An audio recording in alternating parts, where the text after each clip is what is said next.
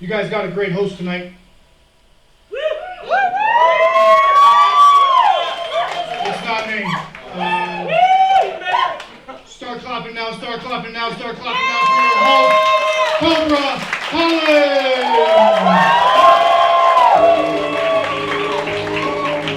The lovely Cobra Collins.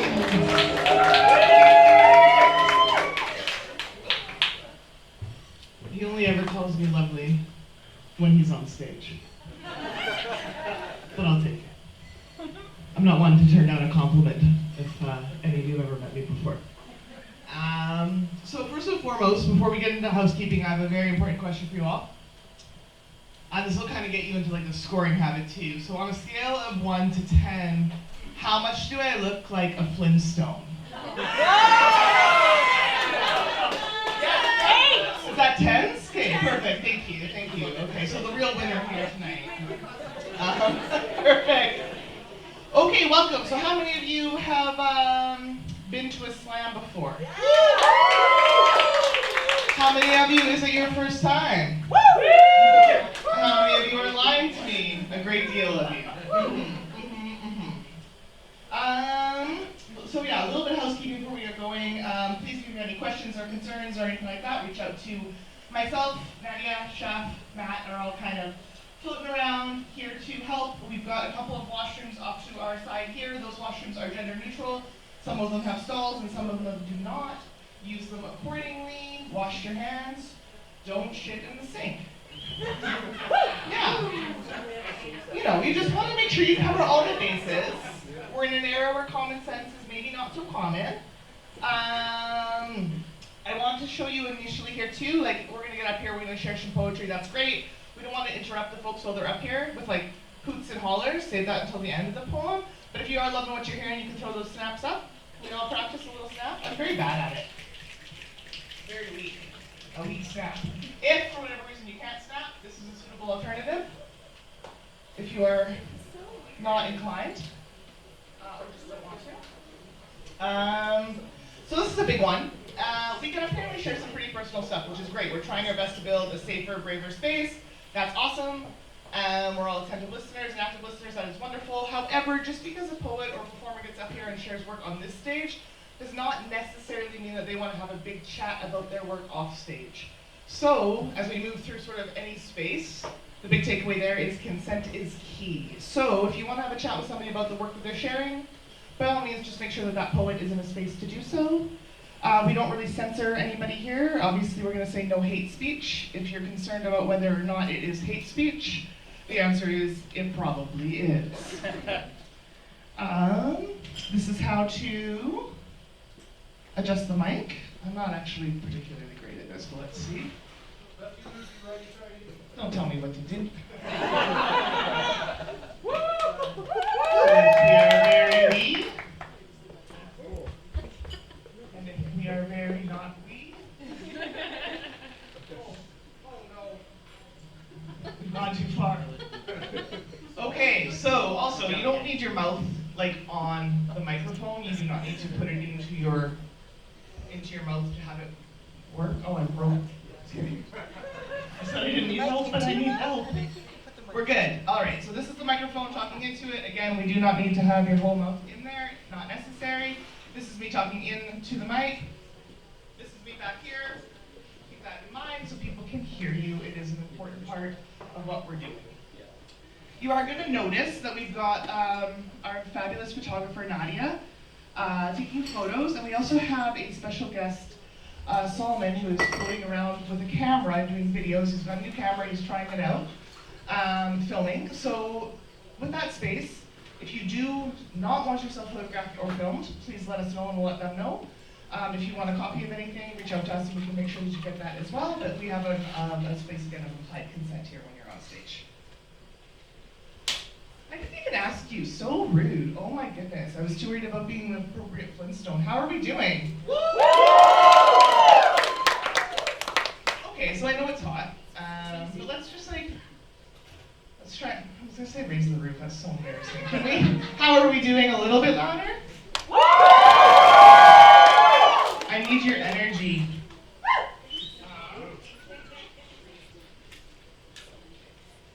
Okay, so we kick off the night with a open mic spot to get this stage nice and toasty, even though it's air conditioned, thank goodness. So our open mic, we've got 4 features, 4 open micers this evening. We have a 4-minute max. Please be cognizant of that. We want to kind of get through as many people as possible in a timely way. I don't want to have to do the big clap off stage, but I will. Don't make me be that person. I don't like being that person. So without further ado, can we get a thunderous round of applause for who's starting off our evening here, our first open micer of the evening, Kevin.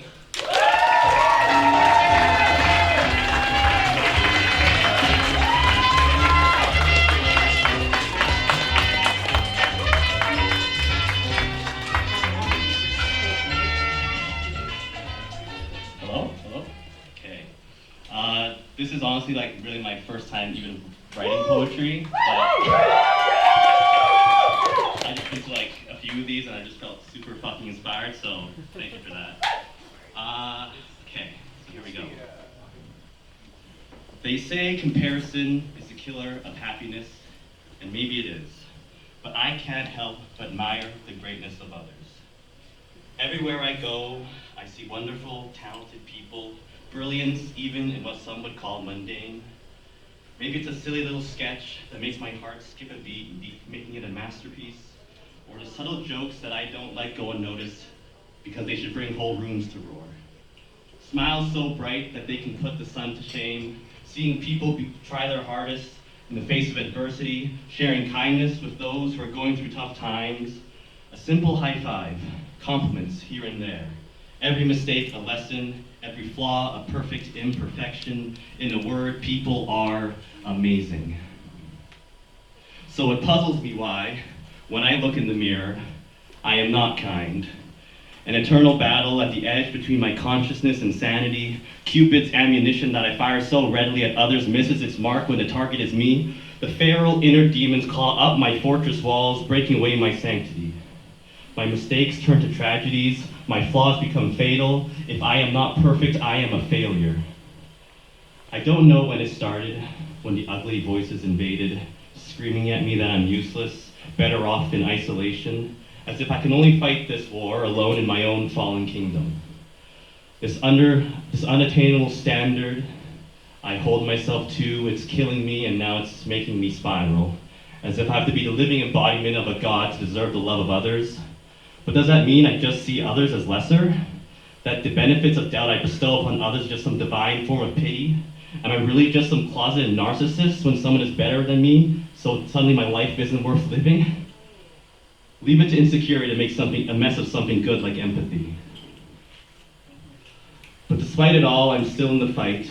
Sometimes I have the high ground, other days I'm in the trenches. Most of the time it's a stalemate. I teeter the line between ambition and despair. I may falter, I may even fall, but I catch my breath every time, even if I'm fully winded. Because the devil in my head deceives my eyes, as it's still human staring back at me. The little flame, a primal ember, that spark of life which will never be extinguished. Even when the mental fog of death tries to smother me, I will not be snuffed out. Because when I say people are amazing, people includes me too. I just have so much love and compassion for everyone. I forget to leave some for myself sometimes. Thank you.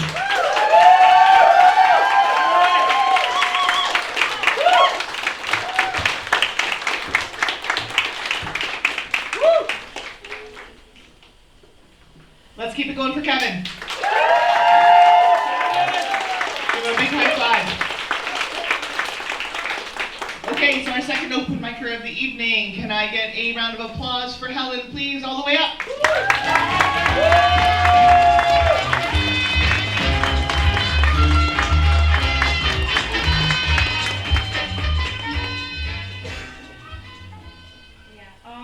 Yeah, I've done this before all the way up, but this is my first time here at Dickens, so thank you for having me. And this one's just called The Sea. It seems I've sunk into the depths again. You once told me I was heaven sent, an angel with wetted wings who just couldn't fly when the waves would crash in. But I'm not. I don't descend from the stars. I never had wings, only jagged fins, and you never learned how to swim beyond treading the surface. And I'm a bitch because I resent you for it. You and your life on the soft sandy beaches. You never once looked beyond, to the great beneath where sunlight's foreign, and the pressures and the metric tons, far below the gates of Neptune's estate, beyond the lights of Atlantis. Ruled by Hades, my water of the womb was a river of Styx, nurtured by death and hopelessness.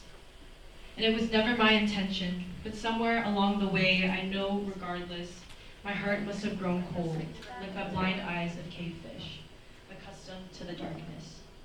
Because you told me I was loveless, that you had to let go of the ruins of me you perceived as rotten, wretched, and worst of all, helpless. And while it's true I am my father's daughter, I still dream of warm waters, of sunlight breaking on the surface into 1,000 little diamonds, reminding me of the countless ephemeral wonders with you. I wonder now for what it was all for. So as I sink into the depths again, I'll block out the last things that you really said, replace them with what you once whispered instead, before you cut the line that final time. You're more than the depths of your mind. You'll always be an angel in my eyes.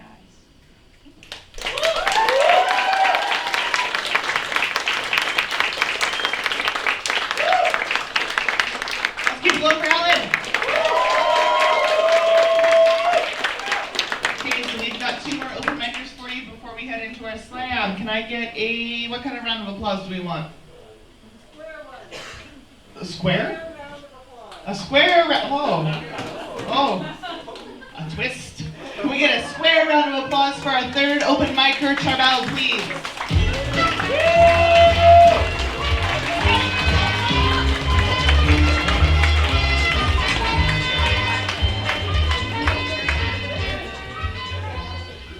Oh, there we go. There we go. Okay, this poem is called Natural Desire. If you don't know a waifu, you may be a fool. A waifu can be your wife, who doesn't exist in real life.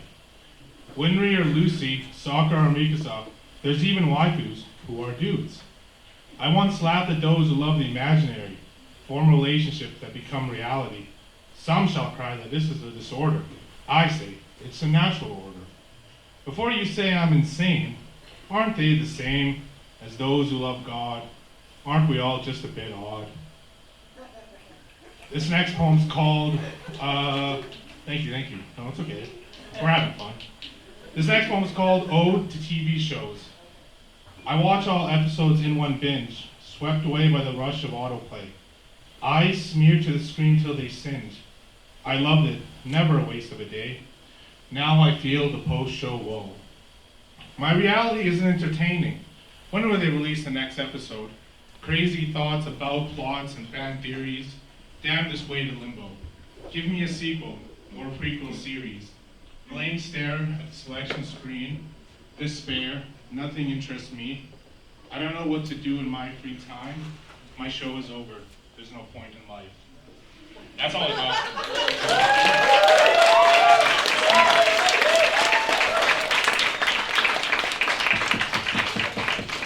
We ended on like a positive note. No, it's a poetry slam. We don't need to end on a positive note. No one's expecting it. Okay, so our 4th open micer and final open micer of tonight. Can I get a boisterous round of applause for Archie, please?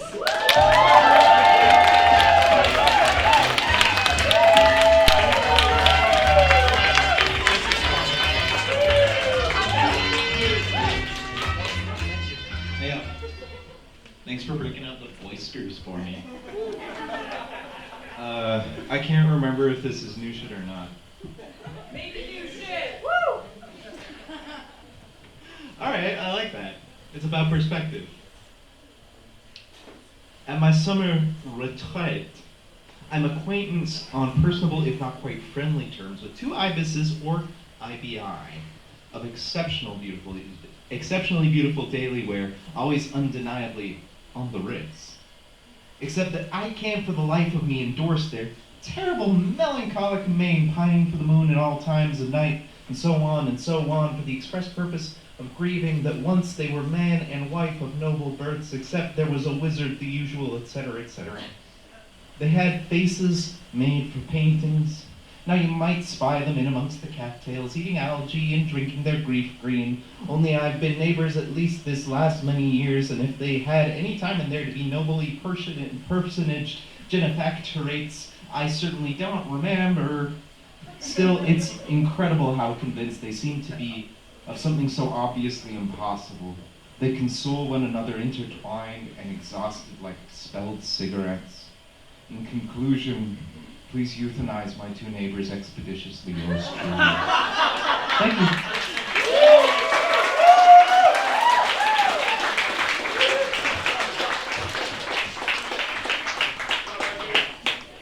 One more time for Archie.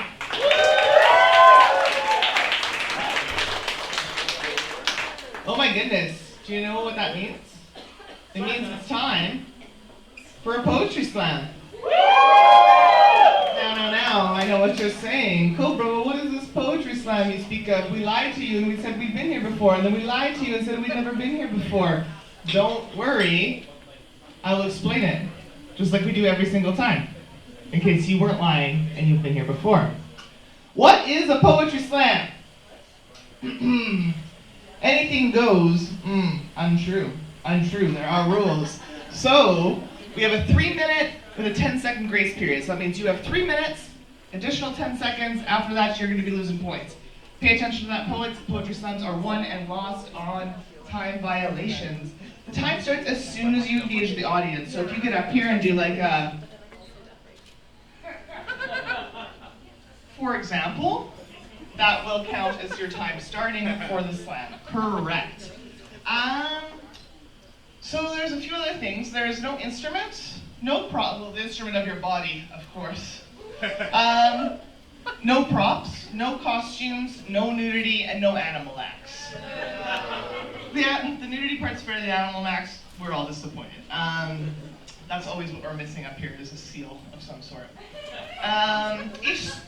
Each poem is scored out of... Oh, guys, it's been a while. It's been a while since I posted a slam. Each poem is scored out of 10 points, so that's your maximum. We've got 3 sets of judges. Your scoring is 0 to 10. Now, that's up to your discretion. However, 0, we know how hard it is to get up here on stage, right? So keep that in mind. If you've somehow made it up here, you're probably past a 0, unless you get up here and do hate speech, and then you were definitely at a 0. 10 is like, this is the most like, it's the Sistine Chapel if that is your thing of poetry. If it's not your thing, then find something. It's not my thing. I don't know why I picked that.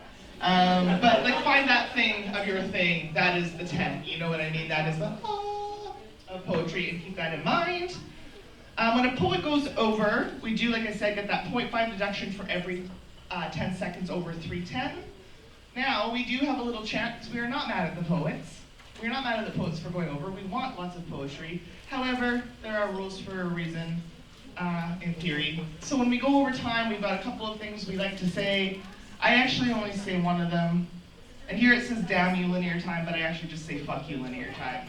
Yeah, so like, let's try it together here. 3, 2, 1. Fuck you, linear time! Biblical. Okay, so as mentioned, we have our judges for the evening. Now this is for me as well as the audience. I do not know where you are, and I do not know what you are. Well, we have some direction here, some stage direction. So our first group of judges here, their name is Shark Tail. Can I get you to hold up your scorecard? Oh my gosh, okay, so this is why we do this. Qualified to judge poetry because she's been here before. That's correct. That is what it takes. Or not even that, in all honesty, but thank you for coming back. Judge number 2, Team Lucid. Can we throw up our... Okay. Qualified to judge because you've been compassion. That's nice. We need both those things. Front center, we've got art supporters. We'll throw that card up. Okay, because they are happy to raise artists up. You guys are all so positive tonight. For for this seat. I'm really impressed. So judges, just as you're moving through, you're going to be scoring on language, performance, and audience response. So audience, don't be afraid to make some noise. Judges, please be careful of score creep as the night heads on and the drinks start to flow. The scores start to get higher and higher, which is kind of nice, but kind of defeats the purpose. So we've got people keeping score. Who's our scorekeeper this evening? What? Joanna Miller. And our timekeeper is our wonderful Nadia, who's also doing photos. We've got you covered, we've got you covered, we've got you covered. You guys, I think that's it. Are we missing anything?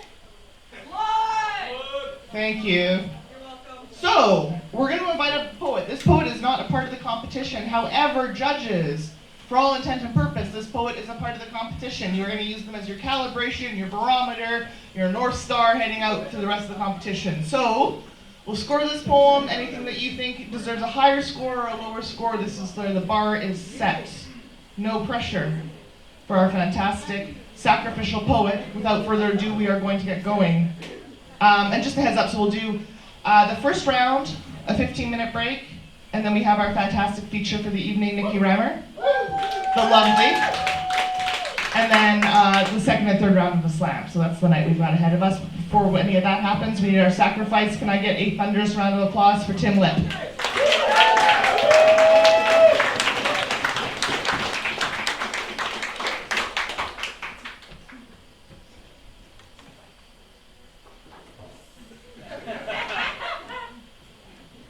ADHD.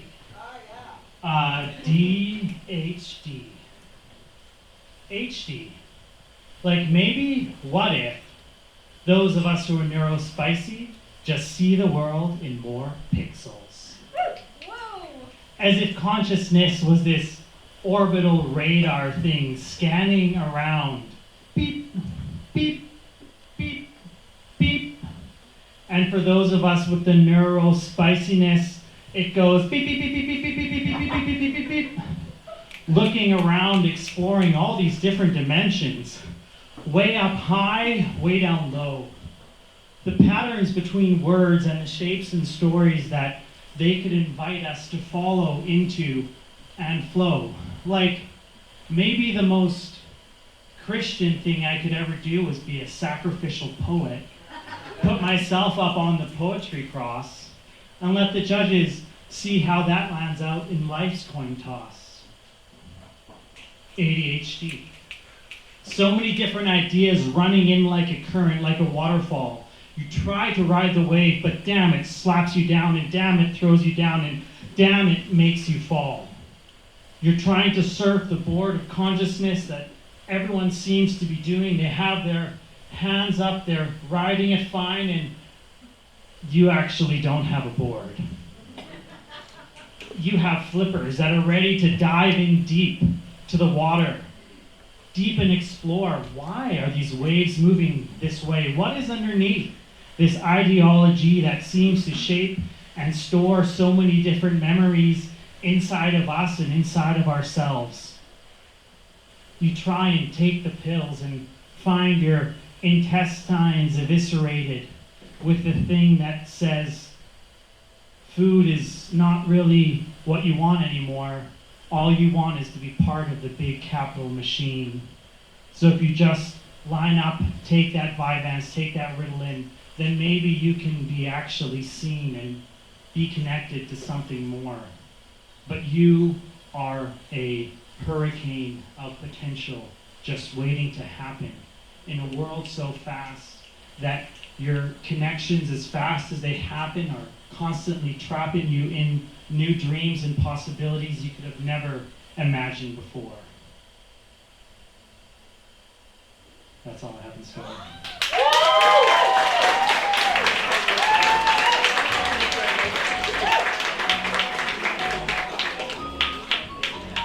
Okay, judges, this is the most amount of time you're going to get. I'm going to tell a quick joke. This is my favorite joke. You'll understand why I'm not a comedian. Where does the general keep his armies? Up his sleeves! Oh, embarrassing.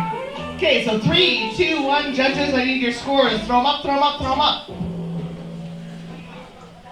In no particular order, we have a 7.8, a 9.5, and a 6.8. Tell them what you think, audience. So it's too late now. That's the thing, right? So, so as it's happening, tell them what you think. So as a reminder, that's our sacrificial poet. One more time for Tim Leck. Taking one for the team. Voluntarily. Perfect. Okay, so this is it. This is the jug. This is the jug that holds the names. Your names are in here. Drum roll. Thank you, Casey. Casey's our fantastic sound guy. Person, human, wonderful person. Okay, our first slammer of the night is Chad.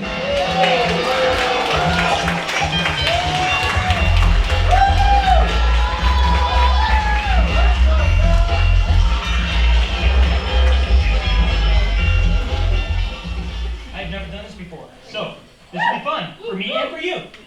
This one's called Darkness the Burglar. The darkness is here again. I thought it would be gone after my restless sleep, but no, it is here again, like someone who mocks me without relief. The tears come back to my eyes. I can't choke them back. I try, but it's like holding back the water of a broken dam. Why is it so hard to find mental relief? I am getting used to the darkness. I know I shouldn't, but I am. His shadow is always with me. I may not feel him at times, but I know he is there, hovering over me, waiting to overcome me. He waits patiently for his time. He lurks there, just out of sight, out of reach, so as not to be noticed. Then he comes, like a burglar, to steal my peace, steal my joy, steal my life. When he comes, my strength is spent. All I can do is take his punishment. All I can do is wait for the light that will chase him away. I used to be strong. I used to be valiant. I used to be able to handle anything. I want that again. I want the strength I know is there, but has disappeared. I will be strong again. I will be able to fight away the darkness. I will win in my battle with him one day. But I don't feel today is that day. Today, I will take his punishment. Today, I will survive with the hope that tomorrow I will thrive. The hope that the light will come and chase him away, because that's all I have left. Hope.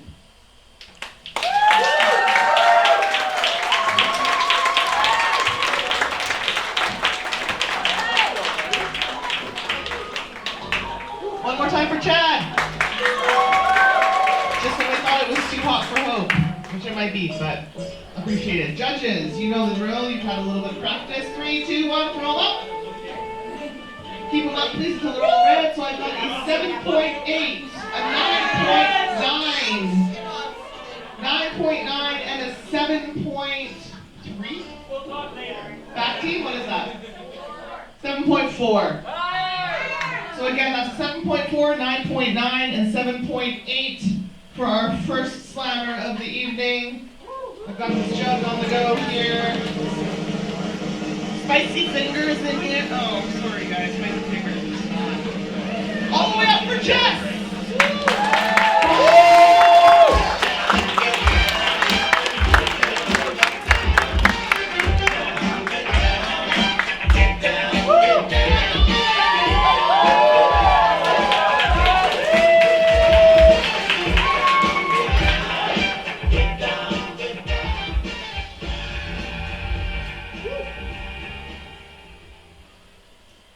I am in love with the F word. Not the face in the mirror is beautiful, but that body could use some work word. Not the fortune favors the brave, and girl, you are brave for wearing that dress word. Not the fetishize on a dating app so you can check that off your bucket list word. Not the foolish of you to swing so far outside your league word. Not the fucking me in the darkness, but hiding me in the daylight word. No, I am in love with the F word. The firing this missile back across the net of our current conversation word. The fascinating watching as you try to hot potato it back at me, but you don't know how word. The fight the urge to unleash your culture of concern on my body, please word. The falling into the trap of believing that size and worth are somehow intrinsically linked morality markers. Word.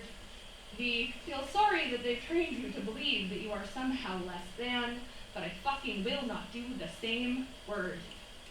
The F word. The forget about ruining my day with the 3 little letters. Word. The fix your meaning of language because it's just an adjective to me. Word. The finding ways for me to reclaim that which you believe to be an insult. Word. The flying in the face of a singular societal beauty standard. Word. The fancy dresses and fairy lights are meant for girls like me. Word. The F word. The finally at peace with myself and I refuse to betray that for you. Word. The found my worth beyond the Instagram likes and the social media bullshit. Word. The focusing on finding my power instead of accommodating others' discomfort. Word. The forming this as an olive branch, not a sword in sheep's clothing. Word. The feel free to join me in this revolution of loving you for you. Word. The F word. The framing this body is the tool with which I experience life, not something that needs to be managed. Word. The freely eating whatever I want in public and not giving a shit if anybody stares. Word. The foraging all of the shaming microaggressions into a crown and wearing it like fucking royalty. Word. The freedom to take up all the space I need whenever I need it. Word. The fat and beautiful are not mutually exclusive. Thank you very fucking much. Word. I am in love with the F word. Thank you.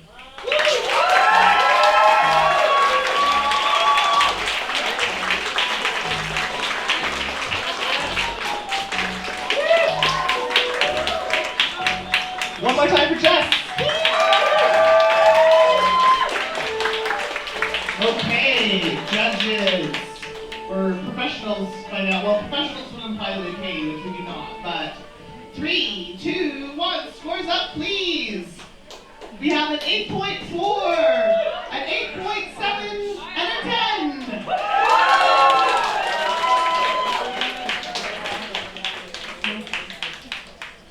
That's so nice, eh? So one more thing. When I say poetry, what do you guys say? Rocks! You got it. So poetry! Rocks! Poetry! Rocks! Rocks!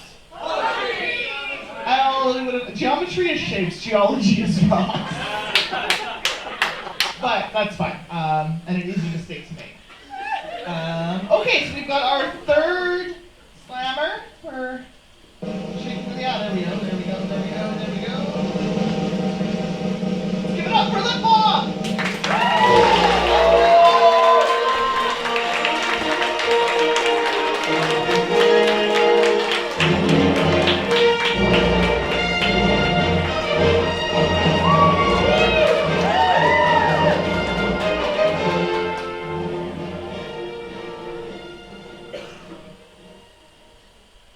Her stomach is a planet. His head spins twice as fast. Let's put some rings around you, as many as he can afford.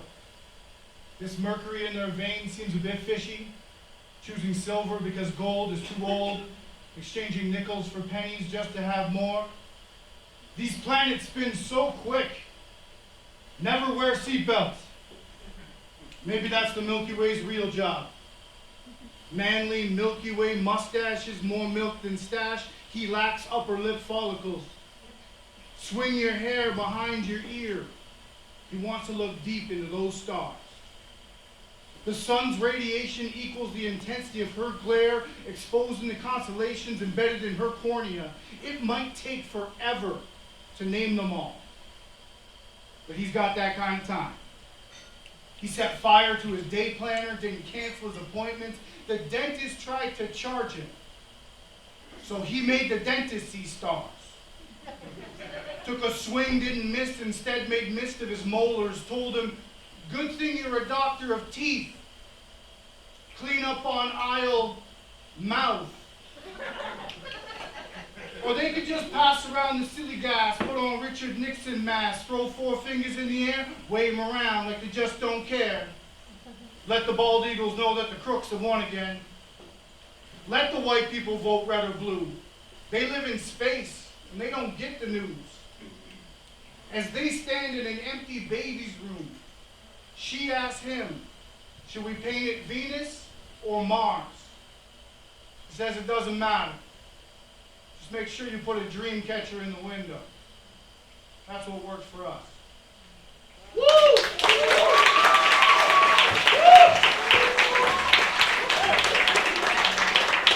One more time for the bomb.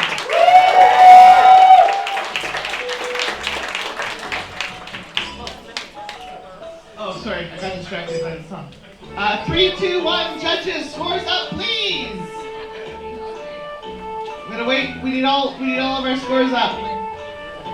We're waiting on our. We have an 8.8, a 9.4, and a 9.6. Sorry, not 9.6, 9.4, 8.8. One more time for the bomb.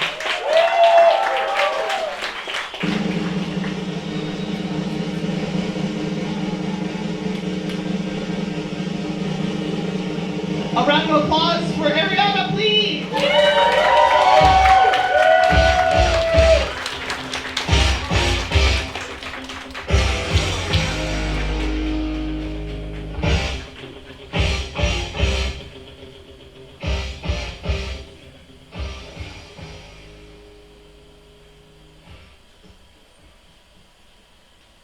Has anyone ever written you a poem? I quote Chelsea Diane on dating apps. Far too poetic for this modern dating pool, so full of piss and vinegar, sure, but at least I tried. Swipe right? Ask again, once more with feeling, has anyone ever? And if the answer isn't no, follow with, why did you let her go? And the answer better be close to poetry in itself, or else. That's as far as this conversation goes. I don't have time for things with no soul. Poetry is love, didn't you know? Has another heart ever so openly displayed its art? Painted Sistine on its walls and dared you to climb? Were you just looking for the exit sign? Did you pay the price of admission? Did you see the value once you got in, or was it just lost in translation? Could you see beyond the surface? Was it worth it? Or just another exhibit to leave and forget after you've seen all there is to see? Would you do the same to me? What about your favorite books? Do you reread? Do you know the secret of alchemy? How we can turn people into poetry. That's the only way I know how to leave someone I loved once upon a time. How do you say goodbye? Can you let a dead thing lie? Have you ever written anyone a poem? Or a love letter? Or a song? Did you say it out loud? If so, what happened to her? Do you remember? Or is it a repressed blur? A softer version put to rest? Broken heart and head on mother's chest? Have you allowed yourself to be that vulnerable since? Have you loved again? Are you even open? Have you ever found home in a person, only to discover it wasn't a good thing? Did you have a happy home or a broken one? Are you attracted to dysfunction? Is it all you've ever known? Have you done the inner work and grown? What is your love language? Would you have me speaking in tongues, or do we already share the same one? Do you know your attachment style? Do you love your women wild? Do you understand the cries of your inner child? Do you listen? Are you the type to go the extra mile, or take the shortcut but miss out on the view? What's most important to you? Do you stand by your values? Do you speak the truth? Can I really trust you? Don't lie to me. My intuition speaks volumes over untruths. But I'll see right through you. My crystal ball sees all, but I want you to tell me first, so I don't need to find out. There's no room for doubt here. Do you choose love over fear? Are you ready for something real? Can you see more than sex appeal? What's your deepest desires? Can you provide what I require? Reciprocity. I want to hear all your darkest fears and watch you overcome them over the years, your biggest cheerleader, and to be met with that same depth to match my energy. So tell me, do you really want to know me? Don't dare say yes if you can't answer the rest. This is a test. Thank you.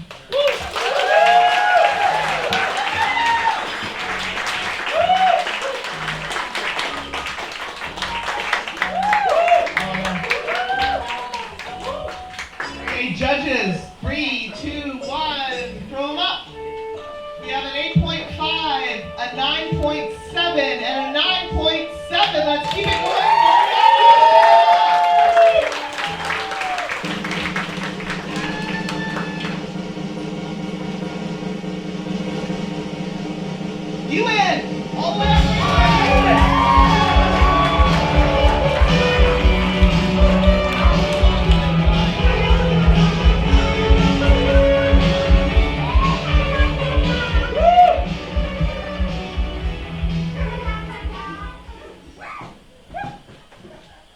You became a stranger in front of me. All I heard was banging pots and pans, avalanches and tsunamis, but all I saw was your lips say, I don't. But your bags were packed long before you bought your ticket. Neatly folded all your clothes and took the pictures off the wall so that all that was left to do was board up the door and leave. I tried to convince you to keep your clothes in the dresser, but you said you liked them easy to access.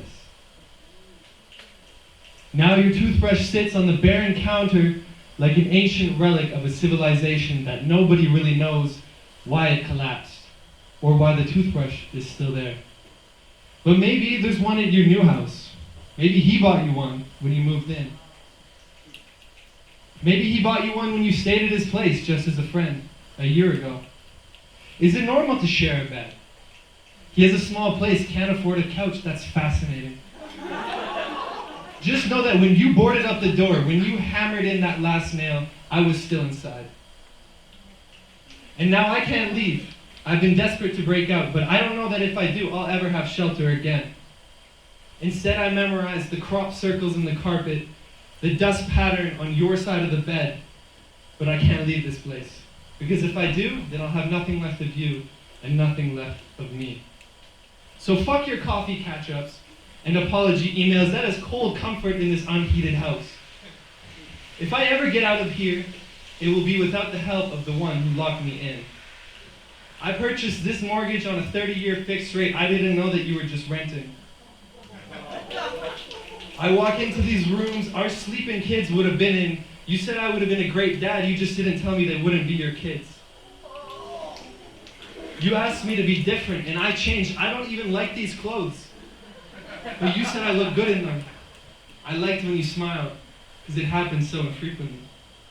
It was like Christmas, but 3 times a year.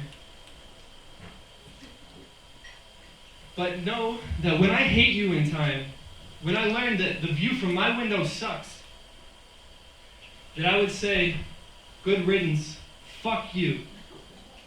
I would say this, but this is not my story to tell. This is just what I would say if I was her.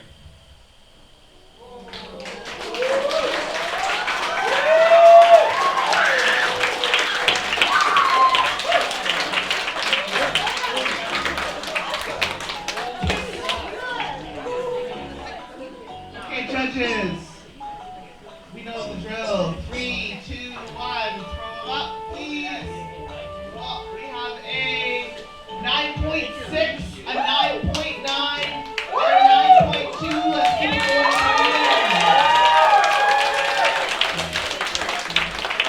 Okay, that marks our halfway point for this first round.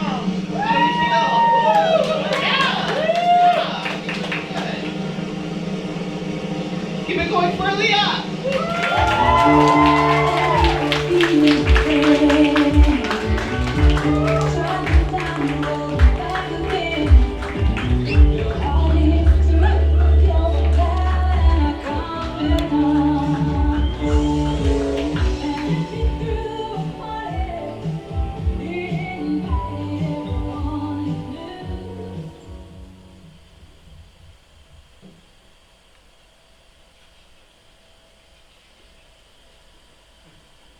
I don't know why I decided to take the long way, but that's okay.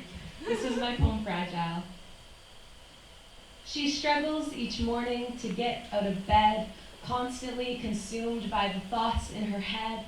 The sadness stays with her, as if it's a stain, but she won't let anyone know she's in pain.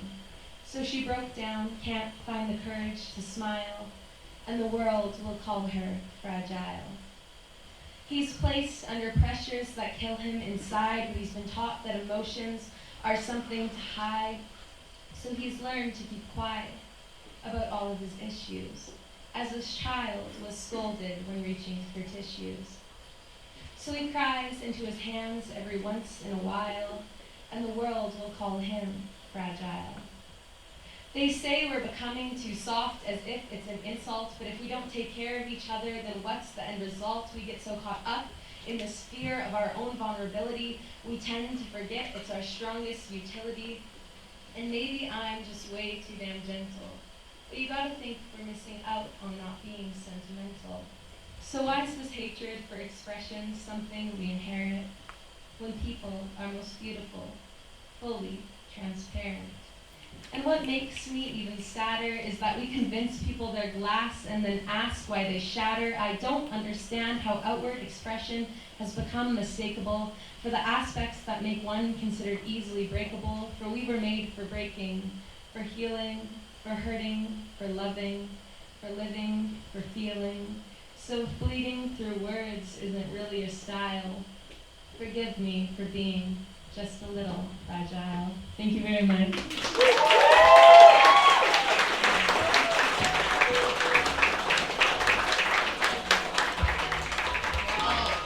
Fragile, it is our poet way. Oh. Okay. One more time for Leah.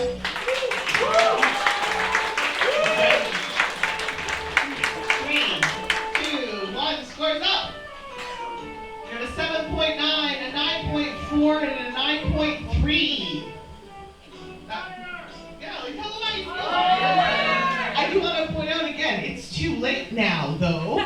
So, let those judges know how you feel. Fragile. But we're not. 3, 2, 1. Eddie!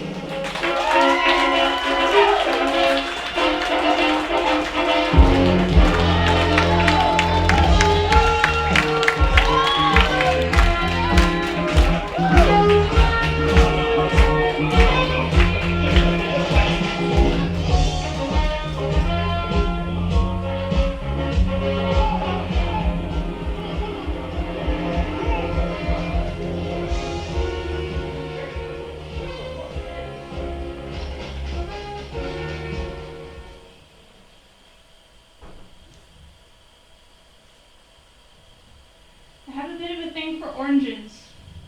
I see the sharing of fruit used often as a metaphor for love, care, and devotion, particularly oranges. The tedious yet gentle act of peeling the fruit, splitting the segments and passing them out, the profound love in such a small gesture, such a small object, I think of it often.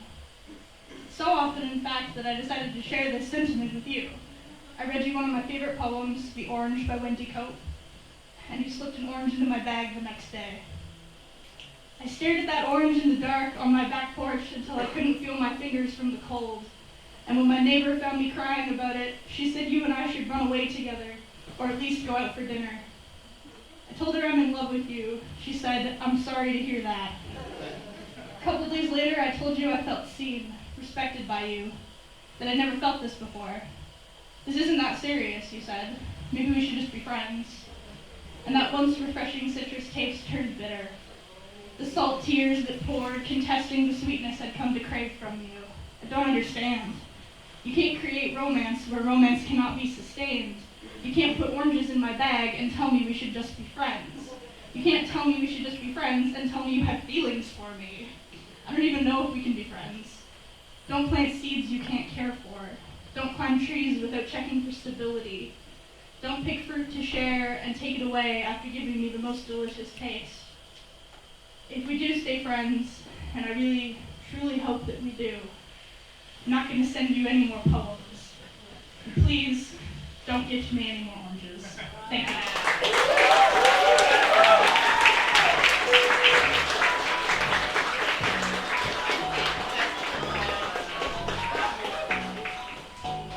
New fruit could be so dangerous. 3 judges, are we ready? We're ready? 3, 2, 1. Got all. So we have a 9.1. 9 point. Tell them what you think, guys. 9.5 and a 9.1.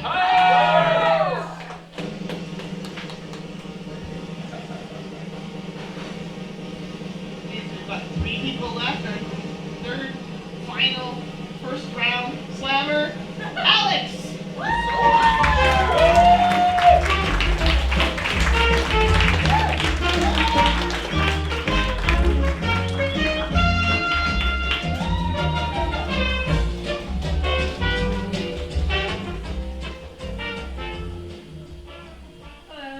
my first time poetry night too, so.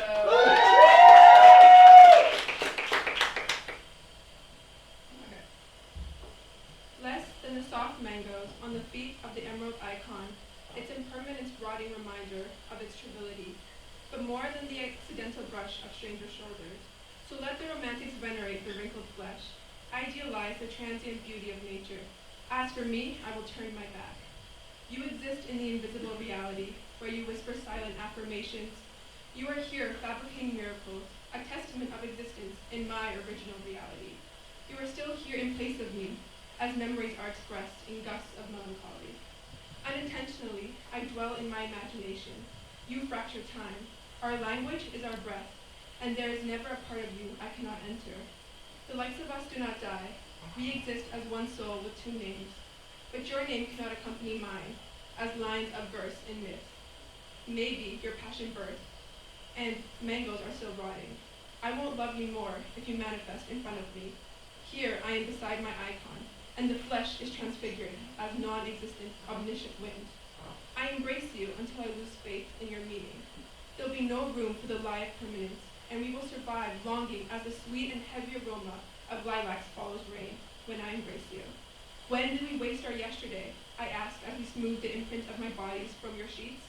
You say, perhaps in a past life, I did not only embrace you at night, but scattered darkness and picked the lilacs that were perched over neighbors' fences on a dewy morning.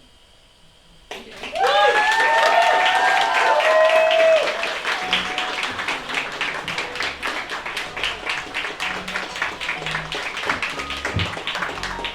For Alex.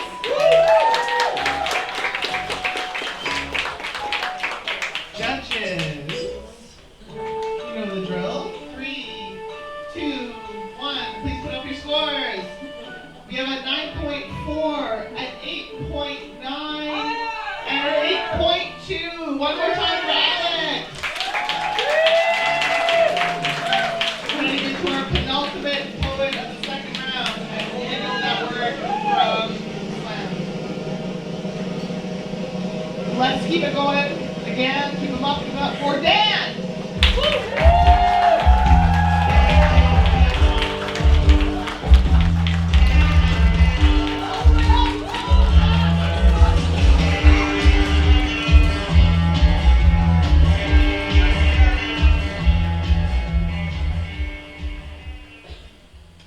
Tuesday night drink specials at the Lucky Dog. And this is a familiar ritual. Me leaning over the sticky bar, the bartender over serving 3 feet away, noticing the way I twist my wrist in a way that somehow says close out. It's a simple exchange. The bartender nods. He knows my name. We are learning the smallest means of communication. 2 fingers held up and a gesture to the beer taps. 1 glass held up to say another one. Elsewhere, a quick slap, a dap on the shoulder. I nod up to one person and down to another. Hand raised to someone across the room, simple acknowledgement. Or not as I turn my head, drop my gaze, stare right past a shoulder. Inch closer to someone else. Feel a hand brush mine, brush back. So much room for misunderstanding. I forgive each small trespass. The bartender fucks up my drink and my tab is too high. And I wave to the wrong person and we accidentally make eye contact. And I step on your toes and you shift too close. I forgive each and every one of you, but not the man who palms my beer, my ass cheek, and whispers a beer-soaked hey, sweetie, in my ear, who is neither subtle nor silent, but is most certainly shocked when he sees my mustache. No, I do not forgive you for this trespass, though I am glad I chose tonight to wear a dress. I hope you walk home still muttering, sorry bro, my bad bro. I hope you never try this shit again. I hope my handlebar mustache haunts you. I hope your hand is still ringing from the silence of my unforgiving ass cheek. Thank you.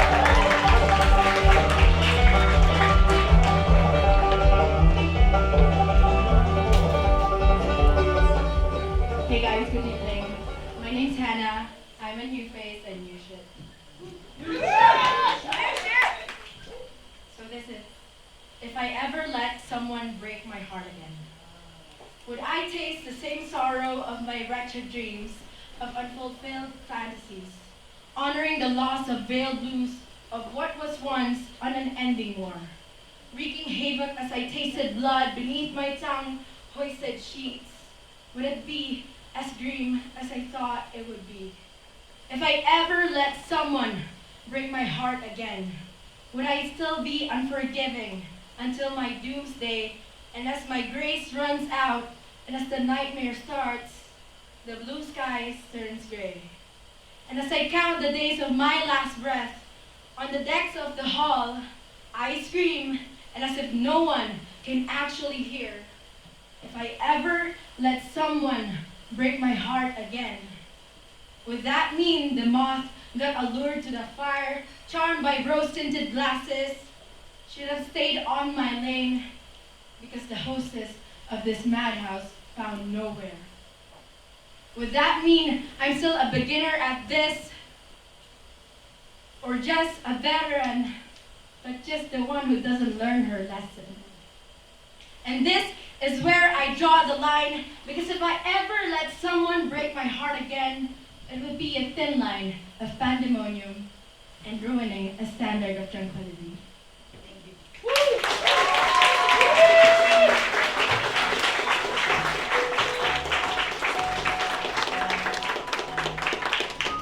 Judges, we did it. This is the final poet of the first round. You still have 2 more rounds, but I'm trying to like hype you up a little bit. So, 3, 2, 1 for Hannah. Scores up, please. Get an 8.7, a 9.3, and a 9.0. One more time for Hannah. So that brings us to the end of our first round here. We're going to take a little break so we can use the washroom, order some drinks. Be very kind to our staff at Dickens always because they're so lovely. Smoke some cigarettes in my case. Make friends, but only if you want to make friends. Don't feel like it's necessary. And then we're going to come back and have our fantastic feature, Nikki Reimer, and then the 2 other rounds of our slam! Okay, see you in a bit.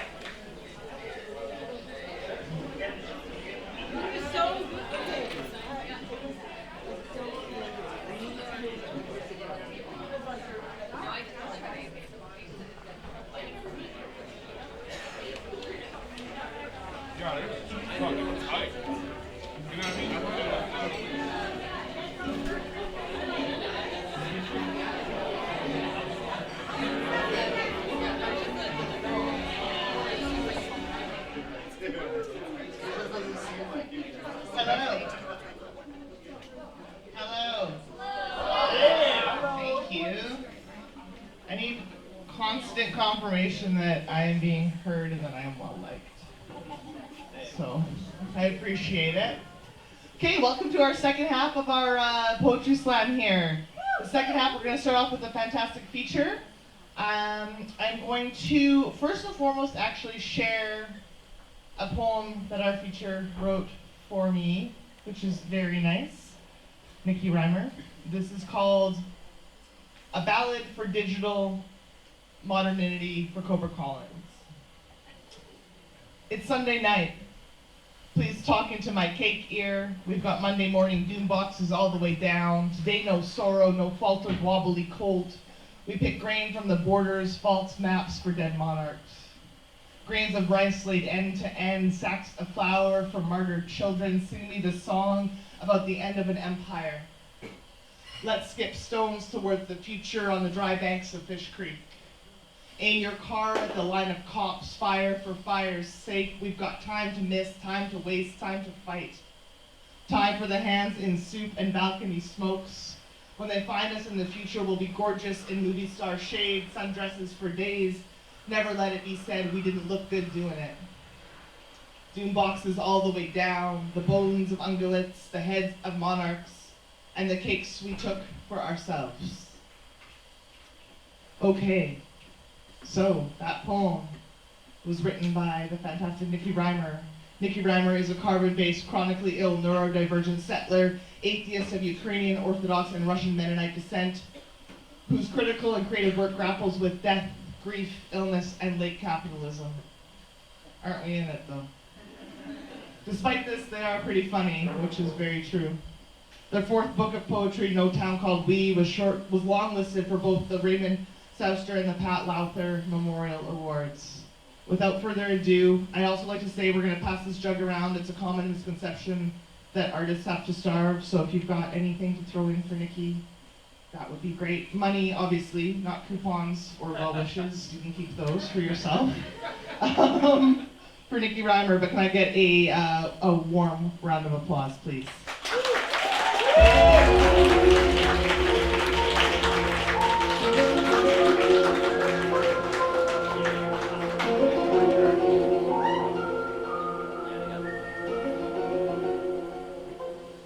I think that walk-on music just was maybe the best moment of my entire life. Thank you for that. Yeah, here we are. Late capitalism. How are we feeling? I went to the bathroom just now, and it seemed like it maybe had been scrubbed off, but there was a faint "fuck Trudeau" someone had written on the stall, and we live in a free country, and that's cool to have opinions. I don't love Trudeau, but that's because I'm so far the other to the left. Heat wave, how we feeling? Love it. Fucking hot. Here's I wrote this 3 years ago in the heat wave. It's called I Can't Think in This Heat. The year was always either 1987 or 2087. We left New Mexico in the morning. It was evening in Sweden. The shimmering lakes in your eyes marked the end of the highway. Mother and father disappeared following the electric string beam incident. It's been decades or days, I can't tell. The clocks have gone cold. 1,000 incandescent suns dot the map of each absence. The graveyard blinking off and on, our neon desert of dreams. Your chest has stilled, but I'll sit here in grandfather's chair till you wake up. The baking's gone moldy, and the cans are all rusted. I need you to finish ironing the tablecloth. Is this blasted pantry disgusting or righteous? Swollen cake? Rubber cats? Who is watching the time? Someone forgot to close the window, now the piano's all dusty. We are far from Telegraph Hill, but the parrots continue to circle. Such flashes of red brilliance, green horror, the dawn.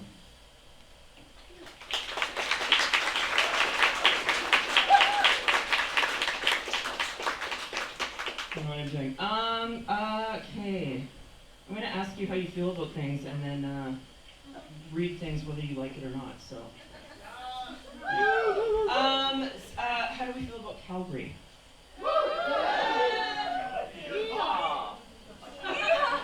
Okay, we can work with that, that's good. See how you feel about this. The one here, thank you for that clarity. The one here, we're in it right now. I have abandoned my plans for a dream of the city. I have abandoned the city. There is no the city, not even a city, only brutalist post-70s porn set architecture and falling revenue streams. All my idiocies are built on gossamer dressers and the decoration is stacked, leaking despair. When my lubricant signals, something inside me withers. Every minute in the shower kills another acre of ocean. Now I am the Father, the Son, and the Holy Spirit. The ending of the long dash indicates 11 a.m. Mountain Standard Time. CBC. You know it. I ditched leftist civility and set out for the prairies. I set out to undo the cramps of my anchors. I exhumed every trace of ashtray and bonfire shareholder from the earthwork. I hauled them off to seaboard from whence they came. No more boffins, no more civilities, no more poisons, no more murmur. What this town needs is horse statues.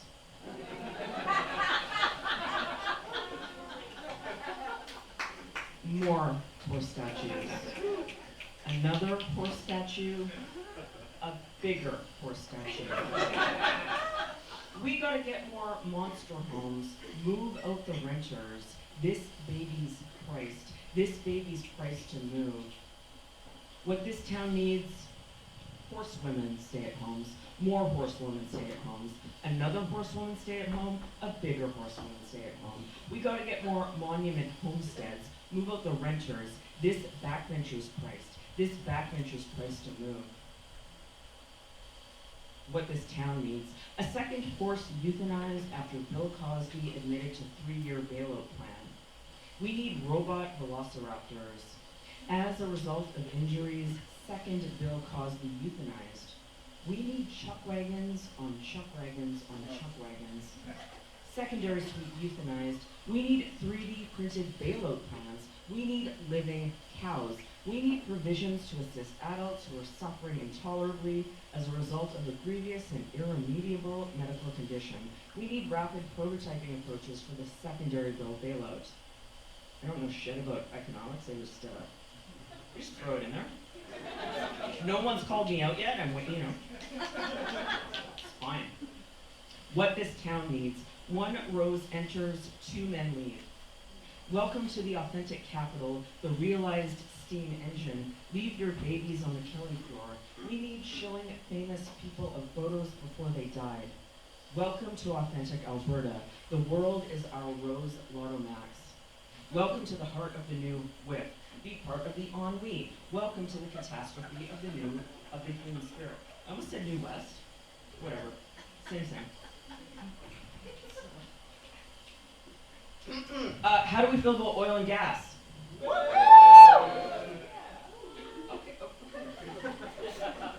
Okay, let's this is called Alberta. Out here, it's important to know how to barbecue. Else, how will we know you're a man? Out here, we pull oil through teeth, through mouth, through cunt. Check oil index, oil wipe mascara removal, oil fields backyard drilling trailer storage, oiled bodies Sunday spray tan, 100% virgin olive oil vegetable stir fry, oil drip down throat, down face, soft core oil portrait captures best angles, breasts dripping, oil babies suck nipple grease, oil that shell shank vinegar dressing, oil to make the economy flow, oil.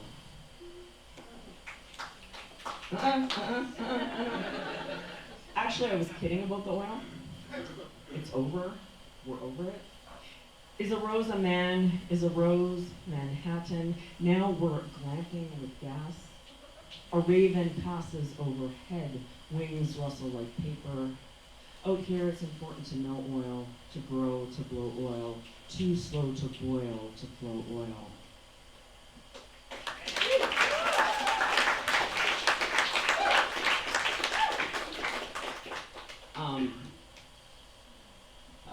My dad has worked in oil and gas since like the 70s, and I feel guilty about it. What are we doing? Cool. Climate change. How do we feel about climate change?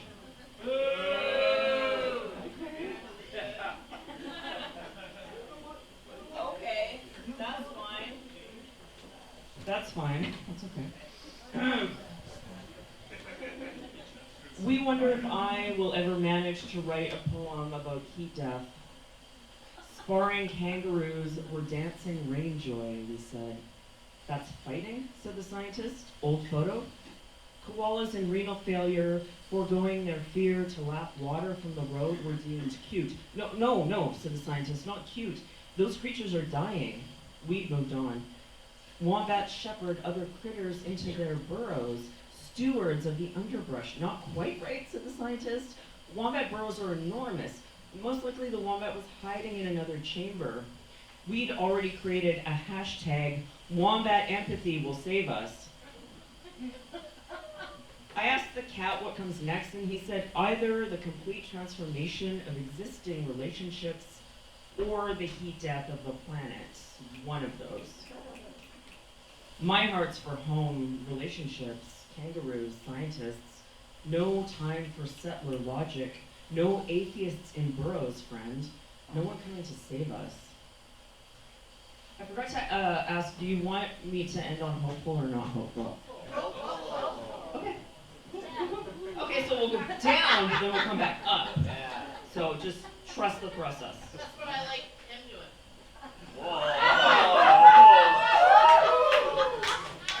Okay. That took a turn, but that's okay. Alright.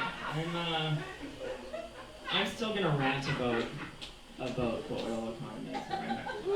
I'm gonna do. There's no sex in this.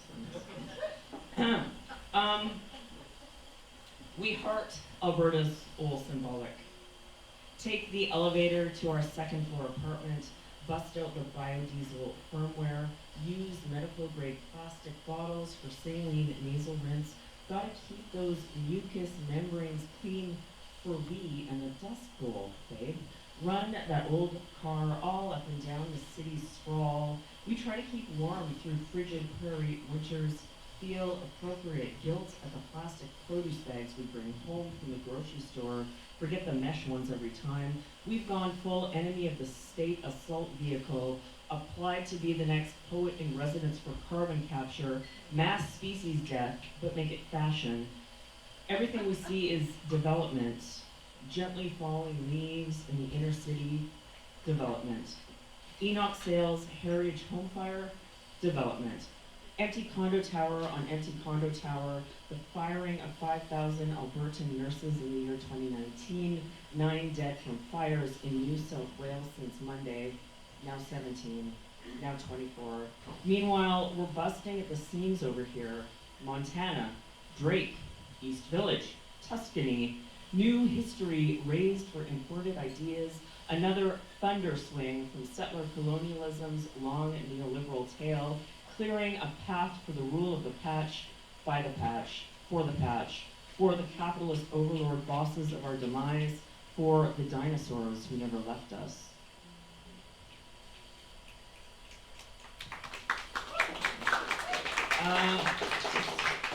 Still mad about it, here we go. Keep rolling, into it. Oil and gas don't love me back.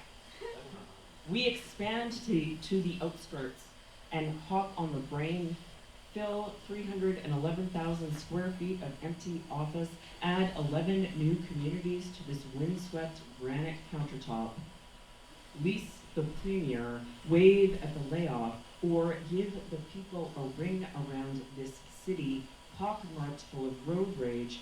Husha, husha, we all fall down to fences, make bad neighbors.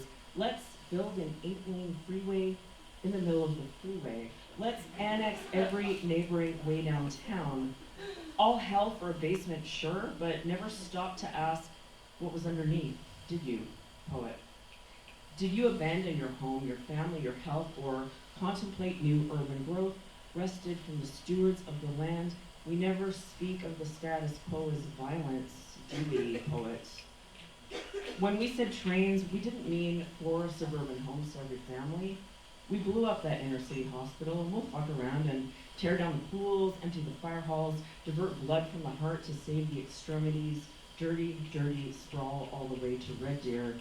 No town called suburban emergency, no town called clinical sacrifice.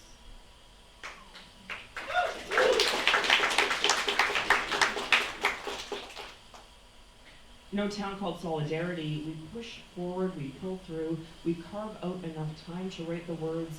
Here in the libertarian post-century, nothing matters if it's not scalable. At breakfast with coffee, I watched steady ice drip from the eaves troughs, gig work delivery drivers stop and go, 4 teens try and fail to jumpstart their car. On the balcony, the cat takes notes for his next manifesto. Let me be the first to post, thanks, we hate it, on our tombstones. Being good at my job is a sick game we play with, myself. Oh no, there it was. There it was. There was sex.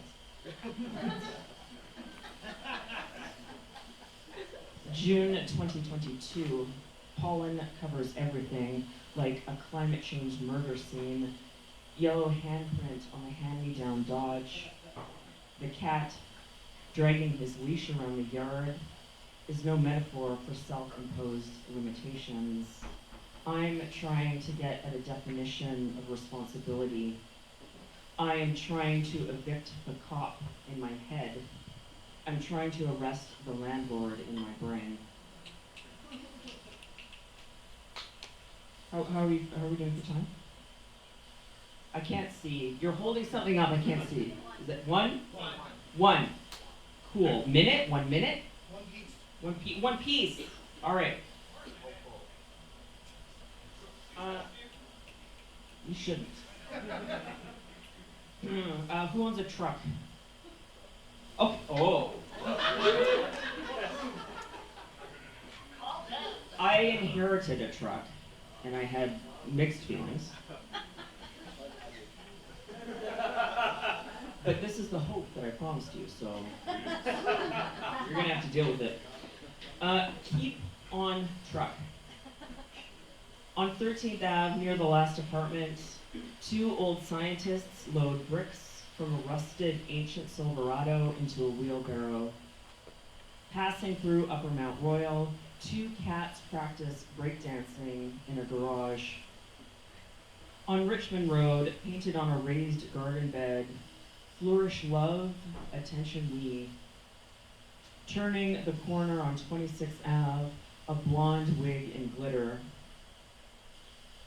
Consciously enter the state of we via this inherited truck. In the land of trucks and honey, to keep moving, just keep moving. Thank you so much.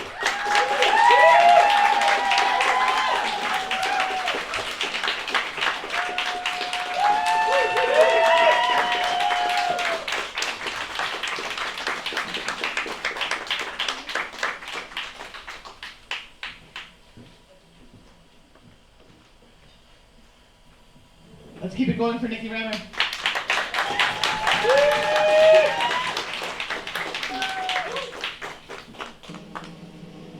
Oh yeah, second round. This is in my little hands. 6 poets. My hands aren't so small. So we're gonna. And it's a mystery. Drum roll. This is the only one today. Everyone can get on board. Thank you so much. First poet of the second round, Dan!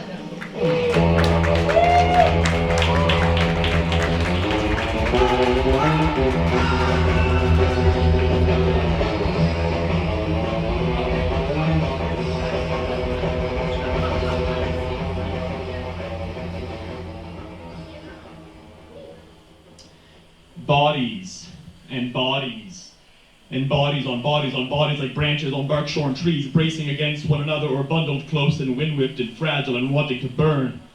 Like the pile of dead brush we gathered last year in the farm, and please don't light your cigarette here, not next to this brittle tinder pile of old lovers and dead memories and stale sex and exes. But you know I'm a sucker for the cigarette aesthetic and aesthetics of excess, and you're an exceptionally good kisser, so here, step out onto this rooftop. It isn't much safer, no, but it feels more like a movie and not quite like living, and not one of us has fallen off yet. And in fact, it kind of stopped this falling feeling I've been having as of recent. I mean, I felt like a person when he kissed me. I mean, I feel like kissing another person makes you miss me. I kissed the cigarette, begged it to hit me, begged you to hit me, and I can't sustain this.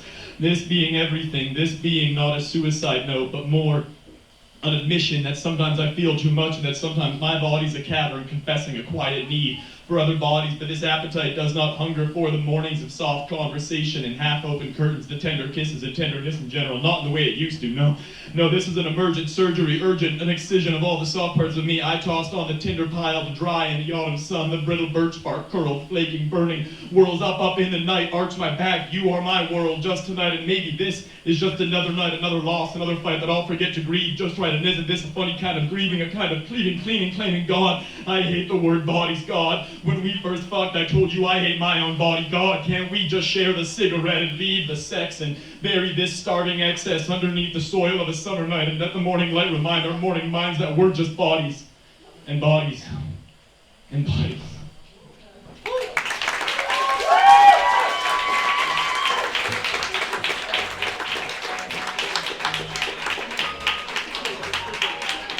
Let's keep it going for Dan. Okay, judges, we've got bodies, bodies, bodies. Throw them up. That was your countdown. We have a 9.6, a 9.5, and a 9.6. Audience, tell them what you think.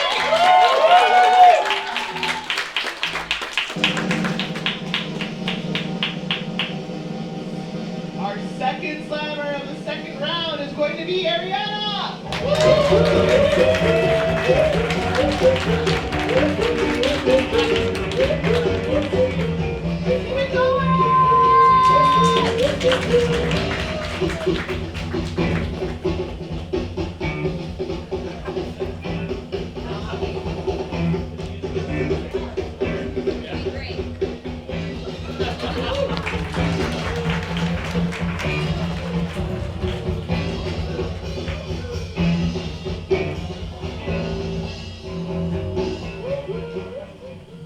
Sorry about that. Okay, this is new shit.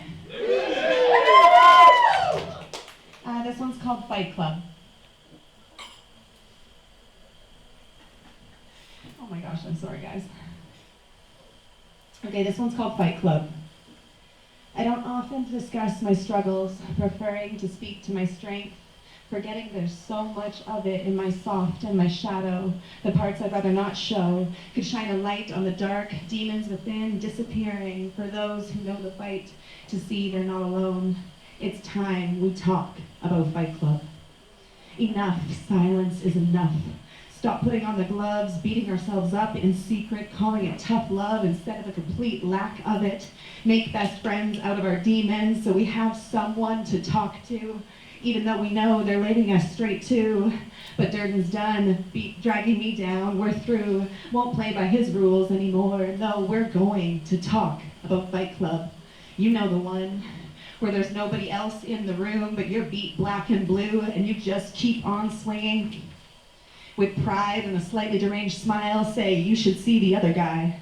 Knowing full well you can't even meet the mirror eye to eye, unrecognizable once you realize what you've done. With no one to blame, there's only shame, called by another name to protect ego in vain. You didn't really want to hurt anyone. But that's what happens when we won't talk about Fight Club. Enough silence is enough. It has to stop. This is where the stigma ends. We can't keep prematurely burying our friends who thought they couldn't. So let's talk about Fight Club. Time to open up, clean out the ring, find peace pre-tombstone. I'm tired of fighting alone, aren't you? Well, here's the microphone. Let's talk about it. Tell your truth. I double dare you. Someone needs to see what you're going through to know they can make it to the other side too. So it's time we talk about Fight Club.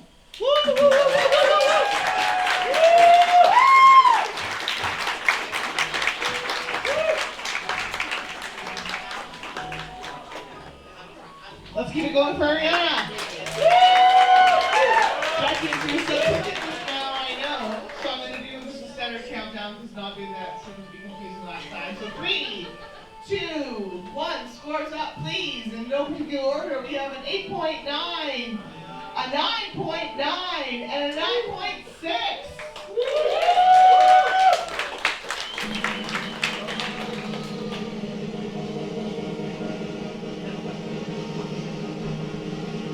Lip ball!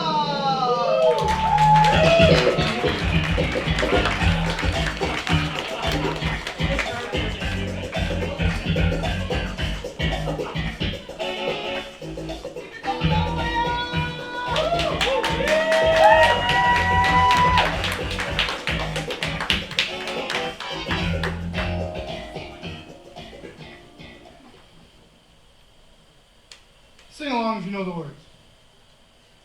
Why do you build me up, buttercup baby, just to let me down and mess me around? And then worst of all, you never call baby when you say you will.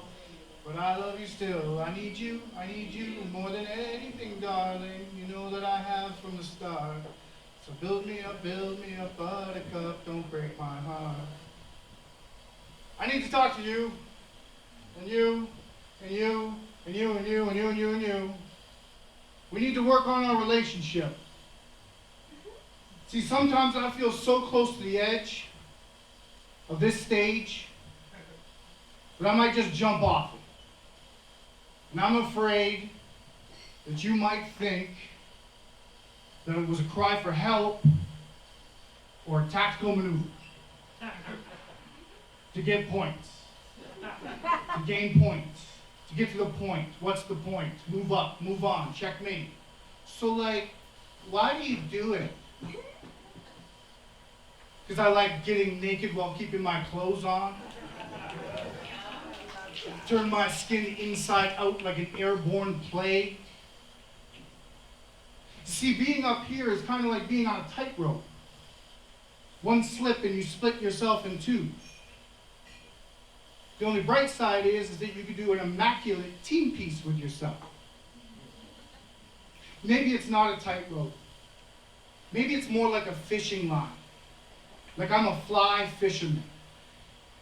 Send my cast out, tickle my bait, reel you in slowly, make you wonder how something so dead can seem so alive. Maybe I'm just waiting for that big tuna. You know, that business card that makes things better. Maybe sell my life away to the carnival barker. Just like that job aptitude test told me 20 years ago. Turn this stage into a cage. You can marquee me the translucent man. You can see through me 3 minutes at a time. Walk away clapping, having caught a glance. Only 180 seconds of this 30-year song and dance. So build me up, buttercup, don't break my heart.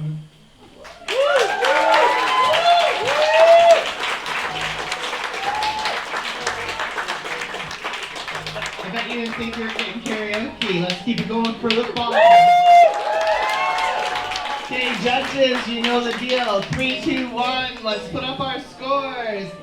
We have a 9.7, a 9.3, and a 10.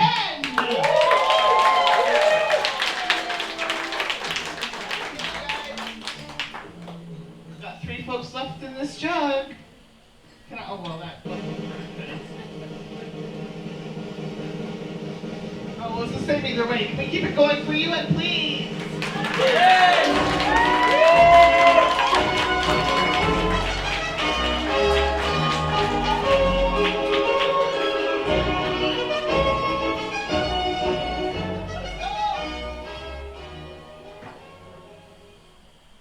Why'd you hate me?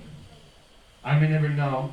Such a victim in my own skin, I would hold it all in until the lights dimmed and I would cry. Not the kind when your pet dies or your lover lies, but the kind of cries where you wish the skies would fall and forever shut your eyes. The crying where you send fists to floor, pounding more pain into hardwood because I swore I wouldn't let this happen again. I said that no matter when they started, I would end it. So I send my fist to the floor as if it's not the only one making me feel held. As if it's not the only one catching my tears. But I would break through concrete if there was anyone on the other side on my side. Because I must have done something to deserve this hate. Maybe I was myself a little too much because I can do that sometimes. I do it when nobody is watching because God forbid I share my sensitivity in public. Like vultures to a feast, you ring a bell for the beast to bring back all the demons I release. You name their unholy names just for fun. I learned to keep that shit locked down even for me so that not even you can take it away. I learned to keep those feelings at bay and just swallow the acid you were so overjoyed to spray. There was no point in fighting back. But these days, I look back to those days For that little boy who couldn't escape and came to understand that he was wretched. I bring that little boy with me. He stays right by my side, and I hug him when he needs it, and I catch his tears when they fall. And there's nothing you can do to us that is more than I would do for him. He is safe with me, and he is safe now. And if you come for him, I would ask, are you ready to die? Because I would give my life for him. He is the wind that breathes joy into this world. He is the one that can see into your haunted, sunken sockets and still want to forgive you. I don't agree, but his wisdom is not the kind you get from making mistakes. His is the kind you get from midnight sirens and shaking in your sleep. It's the kind you get from never knowing why you hated me and never knowing why I still love you.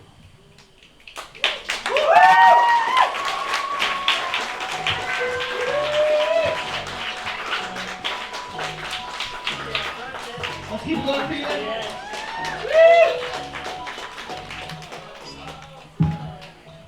We're funny. Okay, judges. 3, 2, 1, scores up. We have a 9.1, a 9.9, and a 9.9. Not the point, not the point. An ultimate poet of the second round. Let's keep it going for Jess.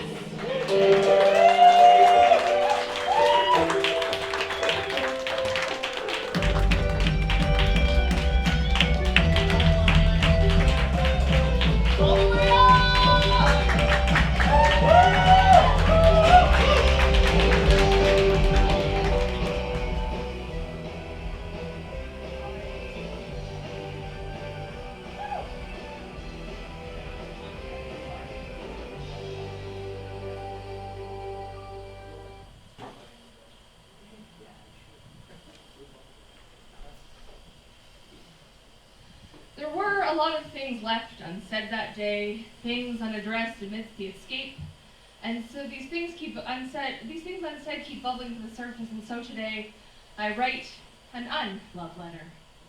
An ode to a man who does not deserve it and does not deserve the words I'm about to say, but thank you. Thank you to the boy who claimed he loved the girl I used to be. The one who used the gas to light the lamp and make her question everything. The one who systematically dismantled her brick by brick, piece by piece, until the crown she wore so proudly was tarnished rubble at her feet, and confidence became a foreign word in her vocabulary. To the one who manipulated her kind soul, collected greedily from the depths of her heart and her wallet, used the title of partner to ease his way into a life of luxury, and convinced her that love is hard, darling, that having to scrap and claw your way through every disagreement is normal because anything worth having comes with some kind of fight, no? To that boy who claimed he loved the girl I used to be, the one who taught that girl about boundaries and limits, taught her through brute force and repeated consequence she could set them, but she had to uphold them.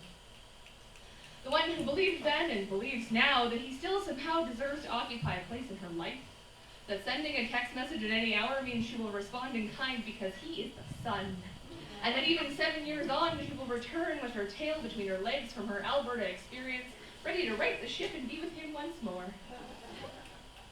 You see, boy who claimed to love the girl I used to be, you haven't changed. You are the same self-involved asshole they make TikToks about, the one who believes that he is alpha and omega, beginning and end, the one who matters most, even as he claims to just be so broken that he doesn't know how to love, not me, not himself, not the girl I used to be, who pressed that house key into your palm and drove away without a word a lifetime ago. You see, you are the same boy, but I am no longer the girl I used to be. Because of you, the girl I used to be took a long look in the mirror to see the shell that she was becoming, the vines of the shrinking violet creeping in and taking over the wildflower she'd always been. And so she evolved. She pivoted from that sweet strangled thing, the girl who lurked in the shadows, into a woman. A woman who found her voice, not because she found it with you, but in spite of you, and uses it as loudly as she can. A woman who believes that other people are still free to behave poorly, but I don't have to take it. The love really is supposed to be generous and kind and not soul-sucking and exhausting.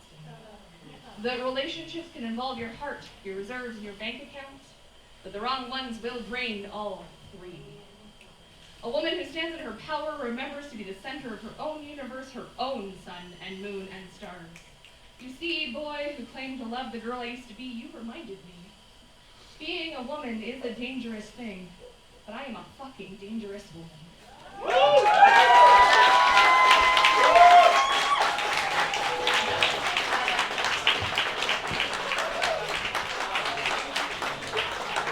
Let's keep it going for Jess as our judges.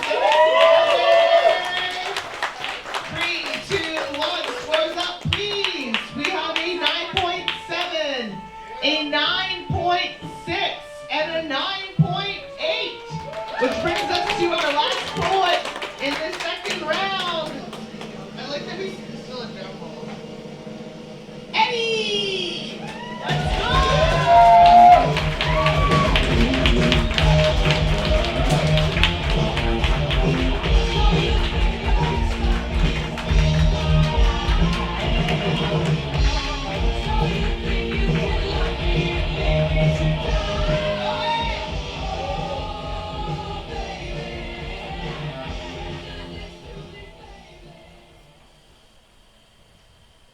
So this is actually the first poem I ever wrote, and the anniversary of writing it is in a couple days, so I figured it's time for you here. It's called July 27th, 2022.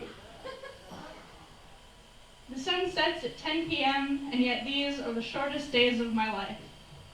The sun set at 10 p.m., and we are all standing on a downtown street after dark. We quietly pass a joint around the circle, exhausted from a whole day spent together. This is all I've ever wanted. This is what I meant when I swore to myself at 15 years old that it would get better someday. You passed the joint to me, and I wish I could take your hand instead. You've been the light all summer. There's a warmth in my soul that the sun could only dream of. The sun set at 10 p.m. and your smile glows beside me on the car ride home.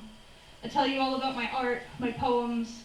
I'll never tell you that you've been my inspiration this whole time.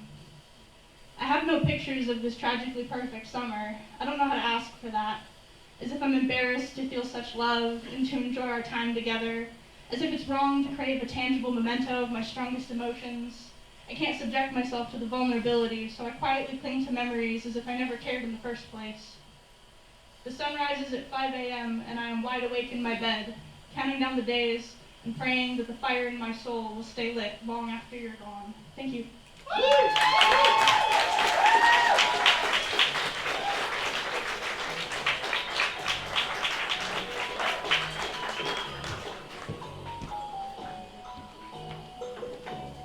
Don't we all love a little nostalgia? That first thing we've done?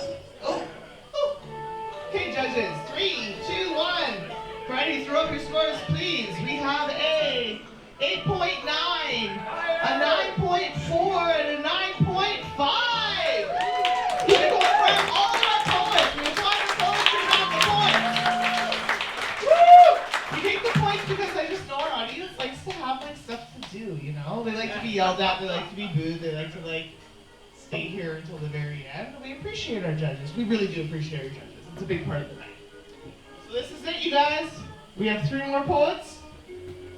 This is the final round. We're gonna find out who your very hot July slam champion is here shortly. Casey, can we do a drum roll? Such is your wish. Good drum roll.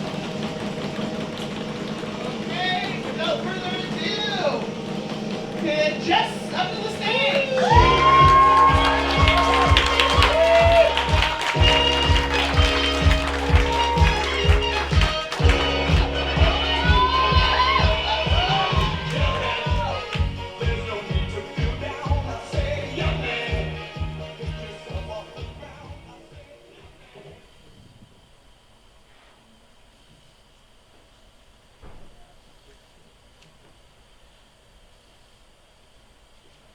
It took until I was in my 30s to really recognize that one of the most political things that I will ever do in this life is get dressed.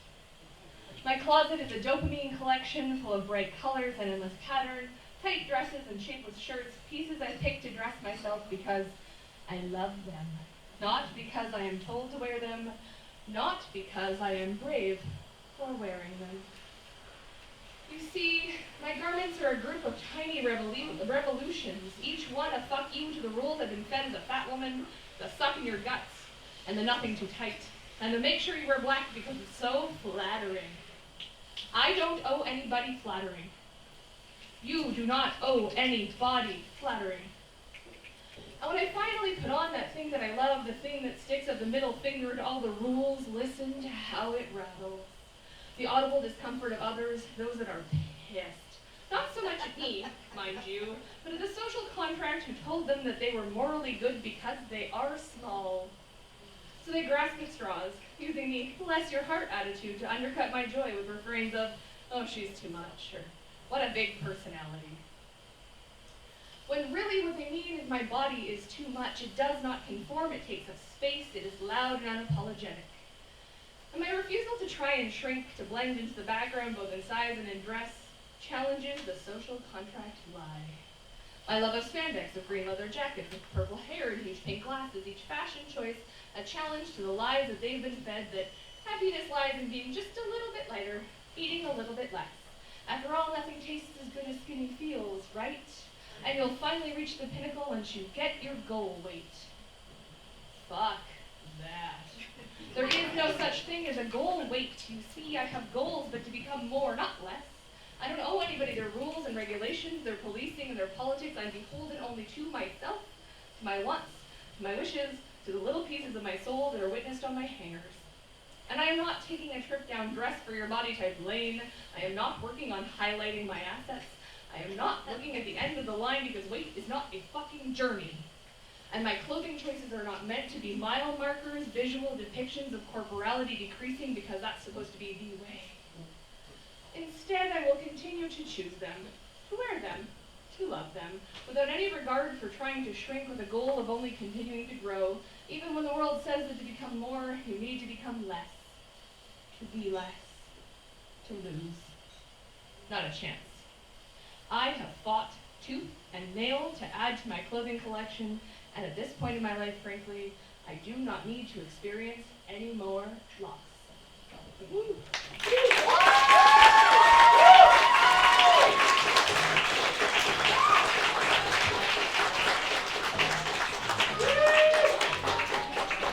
Let's keep it going. Let's keep it going for just as our judges get ready to wear. 3, 2, 1. Can we put our scores up? We have a 9.3. We have a 9.7. And we have a 9.2. Again,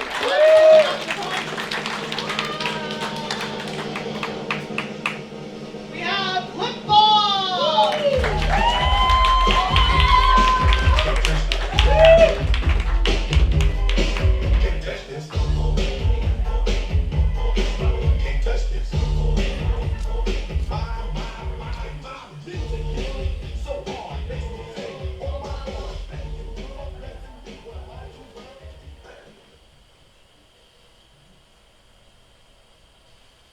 He asked me what's it worth. As I sat behind a merch table, pimping my life out in 100 pages, a more than likely soon-to-be collector of shelf dust. What's it worth? A simple consumer question, really. Maybe I was reading too much into it. So what's it worth? About $2 in paper, honestly. That's only if you get your printing done on the deal on Tuesdays. An extra 50 cents for that textured cardstock cover.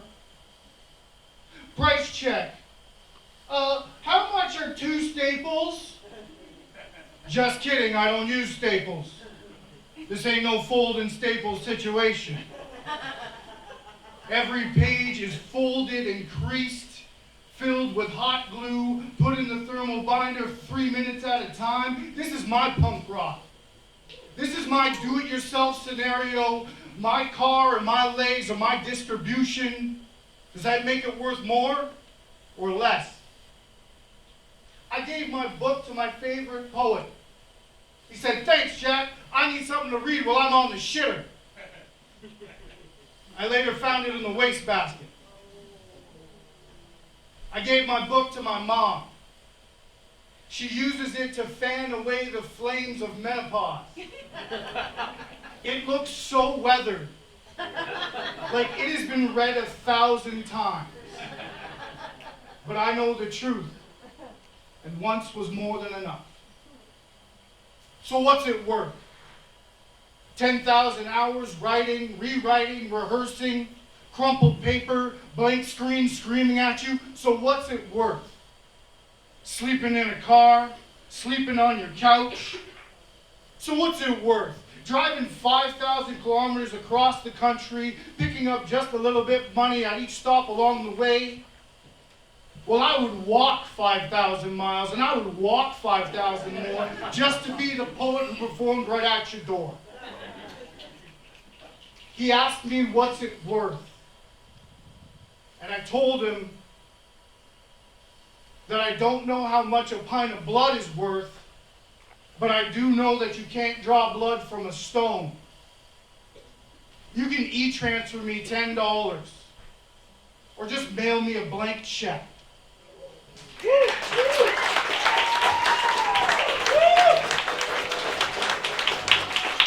Let's keep it going to the song.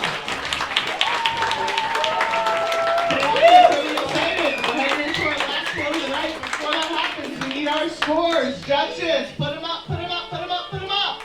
We have a 9.7. We have a 10, and we have keep them up, keep them up, keep them up, keep them up. Again, a 9.7, a 10, and a 9.8.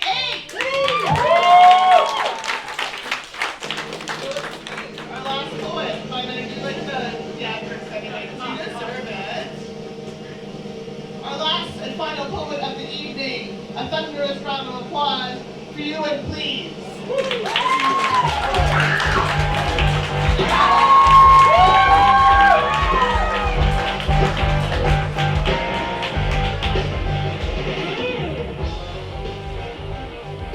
I've only got heavy stuff, sorry guys. This is not my story, but when I held you for the first time, I saw my future incarnate. I saw love, I saw fear, I saw struggle, and I saw triumph. I heard laughter. I heard desperate cries. I heard hushed secrets told in confidence. I heard wedding bells. I felt strength. I felt power. I felt the willingness to sit through dark nights of the soul. I felt breaking hearts. I tasted vomit. I tasted bittersweet goodbyes. I tasted victory. I tasted the earth. Everything I ever was, cradled in my arms. Everything she completed me with, too. And I thought I was complete until you arrived here.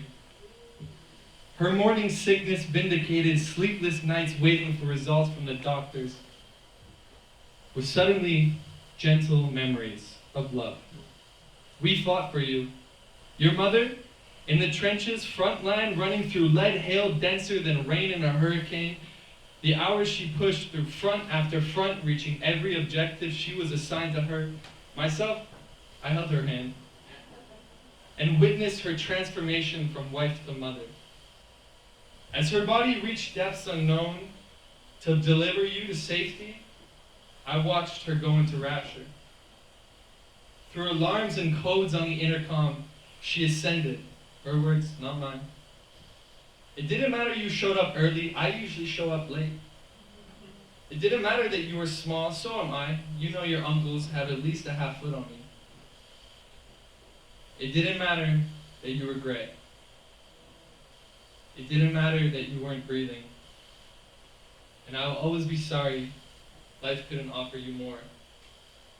But I will always be your dad. And you will always be my boy. And I will always love you. Thank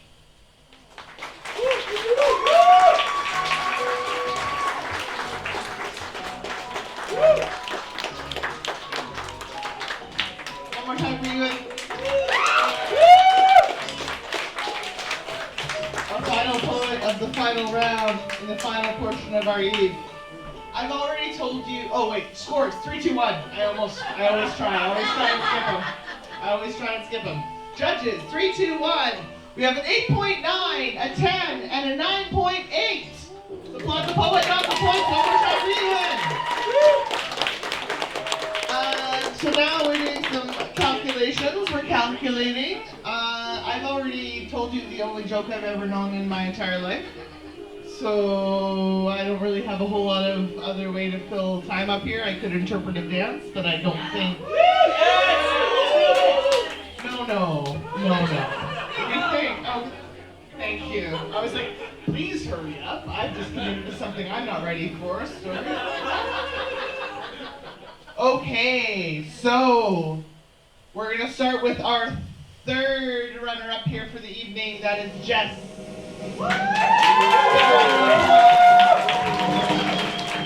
Our second poet of the night here. A big round of applause for you. And she's our slam champion this evening, the #1 spot. Let's give it up for Lip Bong.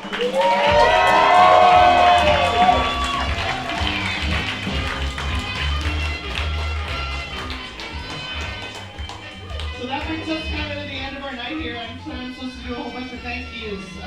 So I want to first of all thank Dickens Pub for being here, supporting us. We are really grateful to have a venue, especially in these days in a cool basement. I don't think we could ask for more. Big thank you to Casey, our sound guy, who is heralding us to the stage in a manner that only he could do. Our self-official poet, Tim Lett, our scorekeeper, John Miller, and Nadia Timer, also Nadia, photos, videos, also Nadia. Oh, we really need to get her like a plaque or something. A big thank you to all of our poets this evening, our open micers and our slammers. Can we give ourselves a big round of applause? And another fantastic round of applause for our feature of the evening, Nikki Reimer. Okay, now here's the thing, tip your servers, be kind to one another. That's it.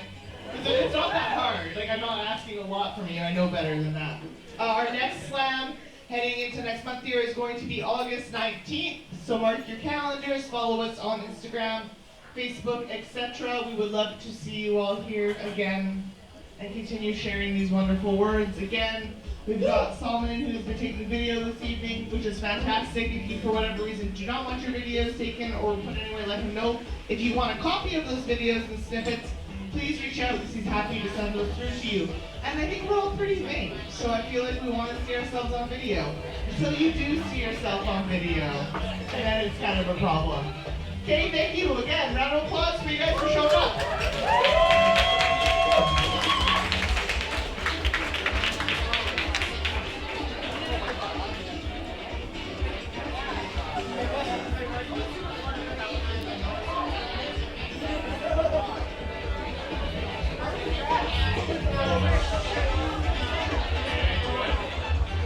Yeah, I was in.